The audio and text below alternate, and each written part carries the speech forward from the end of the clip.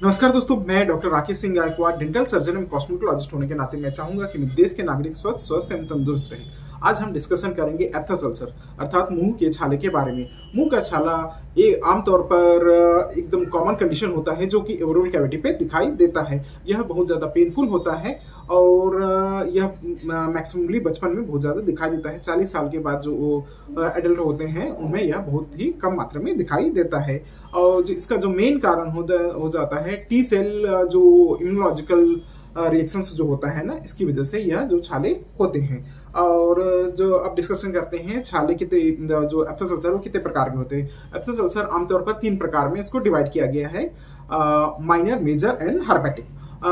जैसे माइनर जो अल्सर्स होते हैं, माइनर अल्सर्स के जो साइज होते हैं 3 से 10 mm के बीच के इसकी साइज होता है। और जो इसका शेप होता है एक ओवल होता है और जो सर्कमफ्रेंस होता है जो चारों तरफ होता है वो रेड कलर का होता है। और जो बीच का पोर्शन होता है वो येलोविश रहता है ना। और ये थोड़ा सा सैलो होता है और थोड़ा सा उभार लिया हुआ रहता है, दिखाई देता है। और इसके बाद डिस्कशन करते हैं मेजर एप्थस सॉरी एक माइनर एप्थस अल्सर होता है जो कि आमतौर पर 1 से 2 सप्ताह में पूरी तरह से अपने आप ही हील हो जाता है। और जो मेजर एप्थस अल्सर होता है, जो मेजर एप्थस अल्सर जो होते हैं, जो कि नाम से जैसे डिस्कशन हो रहा है कि मेजर मतलब बड़ा, जो कि 1 सेंटीमीटर से एप्थस अल्सर जो बड़ा होता है और इसके हील होने में ज़्यादा टाइम लगता है, मतलब कि 6 सप्ताह इसको हील होने में लगता है। इसके बाद इसके में भी बॉर्डर क्या हो जाते हैं, रेड कलर के बॉर्डर होते हैं। जो बीच वाला पोर्शन होता है येलोविश रहता है और ये थोड़ा सा उभार लिया हुआ रहता है और जो खाने में बहुत ज़्यादा दिक्कत होता है। और थर्ड है हर्पेटिक अल्सर। हर्पेटिक अल्सर वो अल्सर है जो कि अल्सर होते हैं, है ना, जिसका क्लिनिकल अपीयरेंस जो होता है वो हर्पेटिक अल्सर टाइप का होता है, बट उसमें हर्पेस जोस्टर के वायरस के इन्फेक्शंस नहीं होते हैं। और यह आमतौर पर वही जो इसके जो जो साइज होते हैं वो छोटे छोटे होते हैं। और आमतौर पर यह भी 7 से 10 दिन में अपने आप यह ठीक हो जाते हैं, बट इसकी मात्रा बहुत ज़्यादा होती है और ये आमतौर बहुत कम ही यह एप्थस अल्सर दिखाई देता है।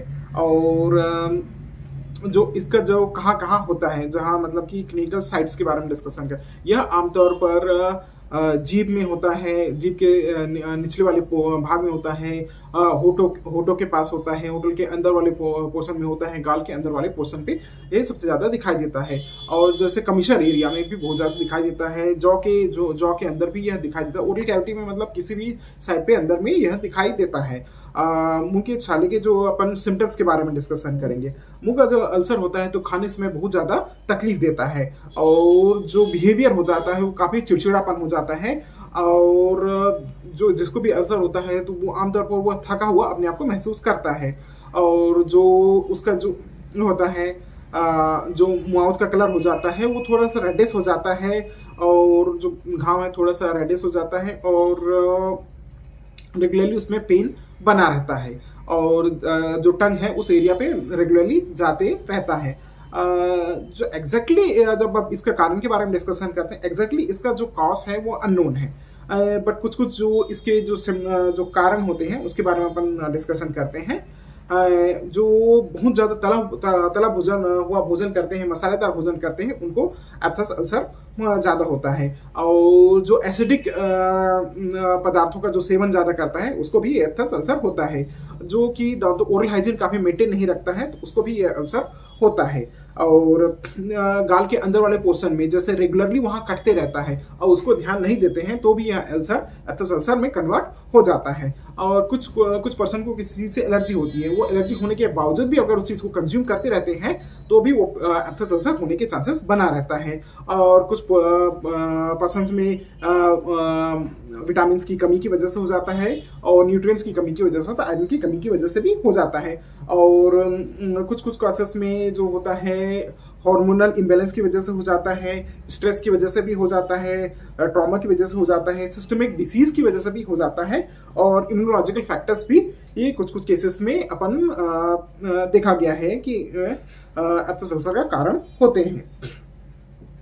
जो एब्सेस अल्सर का जो ट्रीटमेंट है, एब्सेस अल्सर का ट्रीटमेंट के लिए जब अपन सबसे ज्यादा मेन ट्रीटमेंट के लिए जाते हैं तो सबसे पहले अपन जिस कारण से हो रहा है उस कारण को डिस्कस मतलब आइडेंटिफाई करते हैं। जैसे सिस्टमिक डिसीज है तो सिस्टमिक डिसीज के बारे में सबसे पहले अपन फाइंड आउट करेंगे कि वो कौन से सिस्टमिक डिसीज की वजह से हो रहा है। जैसे कॉलिक डिसीज है, क्रॉन्स है, ये इसकी वजह से हो रहा है तो अपन उस बारे में अपन डिस्कशन करेंगे। फिर उसके बाद अपन डिस्कशन का फिर अपन ट्रीटमेंट प्लान के लिए जाएंगे। ये उस सिस्टमिक डिसीज के अकॉर्डिंग हम ट्रीटमेंट प्लान के लिए जाएंगे।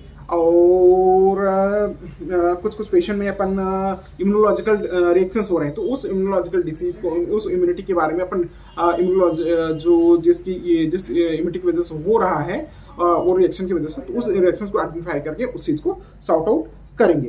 और कुछ कुछ पेशेंट में क्या होता है, केमिकल्स की वजह से एलर्जी होता है, उस केमिकल एलर्जी को अपन आइडेंटिफाई करेंगे, उसको सॉर्ट आउट करेंगे। और जो कुछ कुछ पेशेंट में जो तले फुले भोजन करते हैं उसको अवॉइड करना चाहिए, और जो सिट्रस फ्रूट्स का कंज्यूम करना चाहिए, और हरी सब्जियों का ज़्यादा सेवन करना चाहिए, मसालेदार सब्जियों का मसालेदार जो है उसको अवॉइड करना चाहिए, और दूध के पदार्थ का पेय करना चाहिए। मांसाहार भोजन भी जो होता है वो अम्लीय एसिडिक होता है तो उससे भी अपन को अवॉइड करना चाहिए। और रेगुलरली जो अगर माउथ का अल्सर हो गया है तो उस पर्सन को रेगुलरली 3 बार गरारा करना चाहिए। और जैसे अपन उसमें कुछ देखते हैं तो टॉपिकल कॉर्टिकोस्टेरॉइड भी अपन लेते हैं, और टॉपिकल एनाल्जेसिक एक भी अपन उसमें लगा देते हैं, जिससे कि जो पेन होता है वो सबसाइड हो जाता है, तो खाने में भी दिक्कत नहीं होता है।